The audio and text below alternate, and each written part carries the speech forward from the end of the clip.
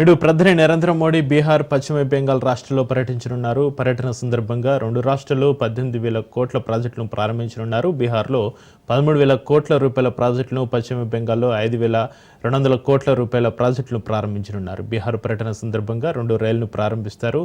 గయా, ఢిల్లీల మధ్య తిరిగే అమృత్ భారతీయ ఎక్స్ప్రెస్ రైలును, వైశాలి, కోధర్మల మధ్య తిరిగే బుద్ధిస్ట్ సర్క్యూట్ ట్రైన్ను మోడీ ప్రారంభిస్తారు.